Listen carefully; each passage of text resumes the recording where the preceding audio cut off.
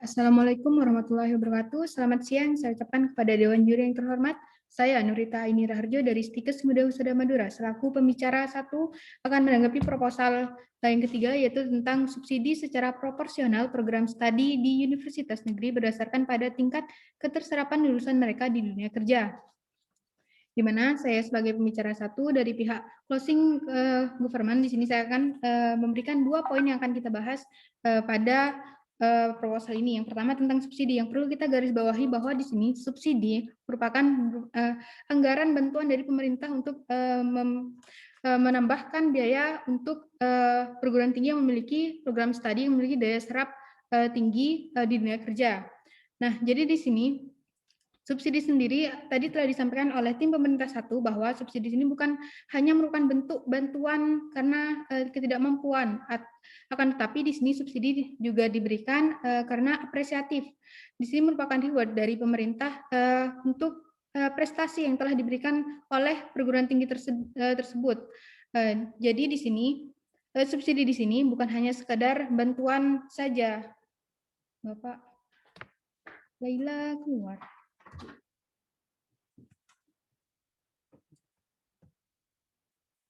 Bukan hanya sekedar bantuan saja, kan, tetapi di sini sebagai reward.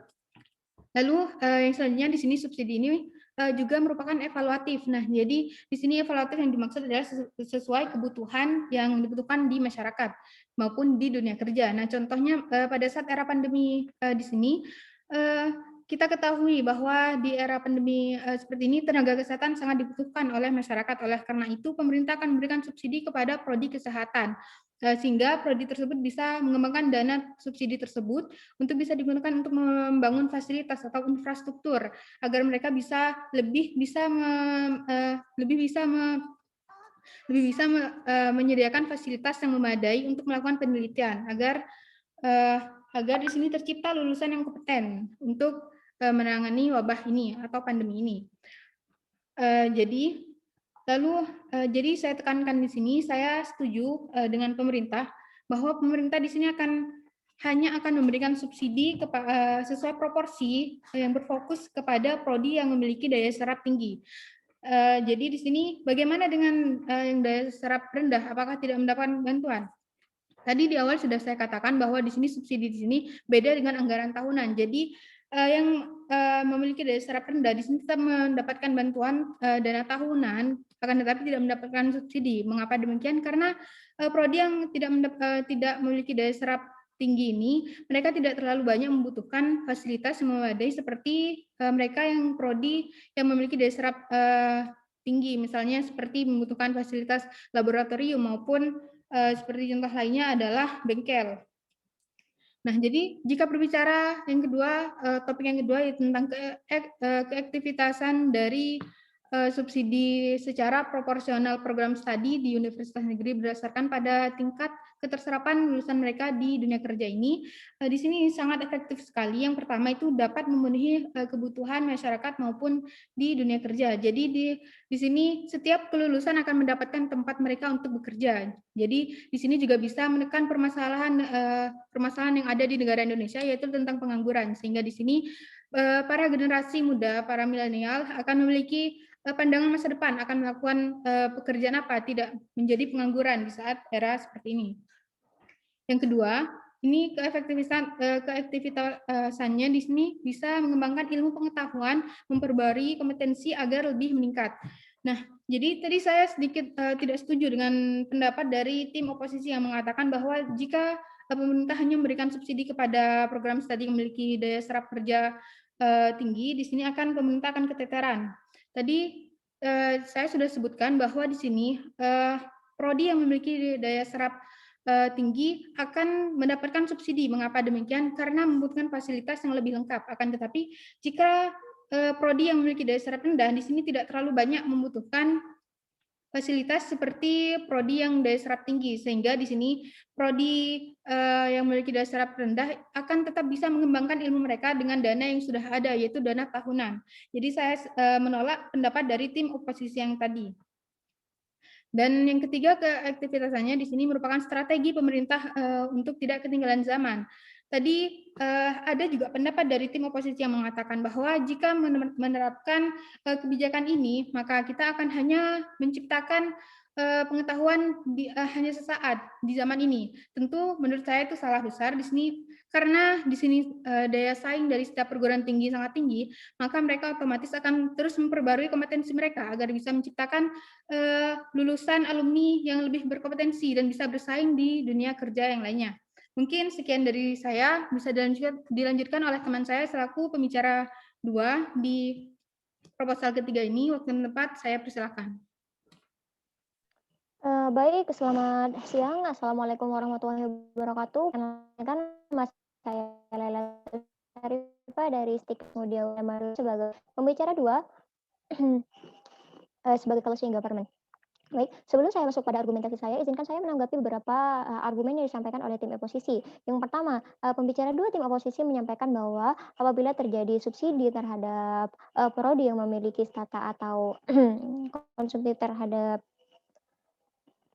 memiliki subsidi terhadap daya serapan kerja yang tinggi, maka akan berdampak pada akreditasi. Perlu kita garis bawahi jika kita berbicara tentang akreditasi, akreditasi merupakan suatu masalah yang kompleks di mana di dalamnya bukan hanya terpaut antara prodi baru, prodi yang populer atau prodi lama, tapi juga terpaut tentang kualitas yang ada pada masyarakat atau individu yang terdapat di dalam universitas itu tersendiri. Sehingga apabila adanya prodi itu apabila adanya akreditasi prodi hanya di lingkup kecilkan terhadap adanya subsidi atau tidaknya itu sangat tidak relevan sama sekali Bapak dan Ibu juri. Yang kedua, saya setuju dengan pendapat tim oposisi yang menyatakan bahwa kegagalan dalam kesiapan tenaga kerja itu bukan hanya didasari pada faktor intern, tapi juga ada dari faktor internal. Namun Bapak dan Ibu juri perlu digarisbawahi di sini kegagalan akibat dampak internal itu masih merupakan prospek yang sangat tinggi. Salah satunya Bapak dan Ibu juri apabila kita melihat tentang adanya prodi yang siap prodi dengan tenaga serapan kerja yang tinggi seperti contohnya tenaga ahli laboratorium medik. Apabila kita misalkan ketika dalam sistematika pendidikannya kita tidak memfasilitasi dengan baik, tidak memfasilitasi laboratorium dengan baik, tidak memfasilitasi kurikulum pendidikan dengan baik, justru itu akan menjadi faktor utama kegagalan atau ketidaksiapan tenaga kerja ketika masuk atau terjun ke dalam dunia pekerjaan Bapak dan Ibu juri. Yang ketiga, tim oposisi juga berpendapat bahwa hal yang dipaparkan oleh tim pemerintah merupakan keuntungan yang hanya sementara. Tidak demikian Bapak dan Ibu juri, ini adalah solusi instan yang merupakan keuntungannya secara jangka panjang.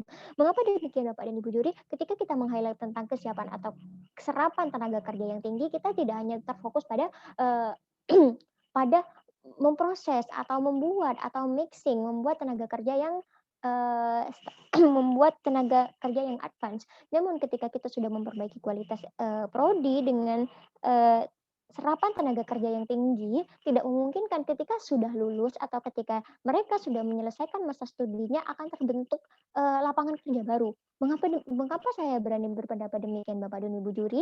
Karena ketika di realita atau di kenyataan, ketika kita sudah memprospek seseorang dengan kemampuan yang advance, mereka tidak akan meninjau dirinya hanya sebagai tenaga pekerja, namun mereka juga akan meninjau dirinya sebagai orang yang akan memberikan peluang pekerjaan Bapak dan Ibu juri. Bapak dan Ibu juri yang terhormat, apabila kita justru mengurangi atau menyamaratakan terhadap subsidi subsidi secara ekonomi terhadap prodi dengan angka kesiapan tenaga kerja yang tinggi, menurut saya itu kurang relevan Bapak dan Ibu juri. Kenapa demikian? Adanya beberapa prodi itu merupakan proporsional, kebutuhannya pun proporsional, ada yang juga proporsional, kurikulum pembutuhannya juga proporsional. Baik kita tinjau secara kasar Bapak dan Ibu juri, apabila kita mengkaji tentang kebutuhan yang ada pada dunia kesehatan dan juga kebutuhan dalam teknik tata bahasa itu sangat berbeda dan sangat kontras sekali Bapak dan Ibu juri. Mengapa demikian? Apabila kita berbasis pada konteks tenaga kesehatan yang memang menggunakan teknologi laboratorium medik atau sebagai prodi yang sudah siap dengan serapan tenaga kerja yang tinggi Bapak dan Ibu juri, mereka membutuhkan laboratorium yang membutuhkan lebih banyak alat dan bahan, membutuhkan bahan yang juga habis pakai, membutuhkan studi banding untuk keterbaruan tentang penyakit medis, tentang keterbaruan virus, terkait keterbaruan RNA dan DNA semacamnya. Sehingga mereka layak dan pantas sekali untuk diberikan substitusi yang lebih ekspensif atau lebih mahal daripada prodi dengan kelola tata bahasa. Karena memang dari segi kebutuhan Bapak dan Ibu juri, kebutuhan tiap prodi itu memang berbeda. Hal ini yang mendasari kita adanya, prodi dengan angka serapan tenaga yang lebih tenaga serapan kerja yang tinggi itu lebih memiliki hak untuk memiliki subsidi yang lebih tinggi Bapak dan Ibu juri. Masuk kepada argumen saya Bapak dan Ibu juri, argumen saya adalah optimalisasi tentang, keterserapan tenaga kerja, sehingga mendapat lulusan dengan akan mampu membuka peluang pekerjaan baru Bapak dan Ibu juri. Dan kita tidak boleh mengesampingkan, Bapak dan Ibu juri terkait beberapa pendapat yang bahwasanya, penelitian yang berpendapat bahwa, kita hanya berfokus terhadap kebutuhan saja. Mengapa kita tidak hanya berfokus bukan karena kita sebagai, proposal dari pemerintah tidak memikirkan terkait keberlanjutan atau terkait reboisasi atau, terkait keterbaharuan yang akan terjadi pada masyarakat, bukan demikian Bapak dan Ibu juri. Karena kita sudah mengkaji dan sudah kita ketahui bersama, permintaan prodi baru itu terletak pada permintaan pada lapangan kerja Bapak dan Ibu juri. Adanya permintaan dari lapangan kerja sehingga kita membentuk prodi baru, dan prodi tersebut tidak memutus kemungkinan bahwa prodi tersebut adalah angka serapan tenaga kerja selanjutnya. Apabila kita mengabaikan terkait kebutuhan yang kita butuhkan sekarang dengan tidak memberikan subsidi yang ekstensif pada prodi yang memang dibutuhkan pada serapan tenaga kerja, maka kita akan kekurangan SDM Bapak dan Ibu juri. Angka permintaan lapangan yang semakin tinggi dan kita yang tidak memenuhi kualitas lapangan, sehingga kita akan mengalami keterbelakangan pada era itu Bapak dan Ibu juri. Bagaimana mungkin kita akan mereboisasi atau kita akan lebih visioner terhadap ke depan sementara kebutuhan yang harus kita penuhi sekarang saja tidak terpenuhi Bapak dan Ibu juri. Sekian dari saya, sekian dari saya selaku mitra ketiga. Kembali lagi saya tegaskan bahwa subsidi yang proporsional sangat dibutuhkan karena mengingat beberapa keuntungan yang akan didapat. Pertama, akan keterbukanya lapangan kerja baru ketika didapatkan tenaga pekerja atau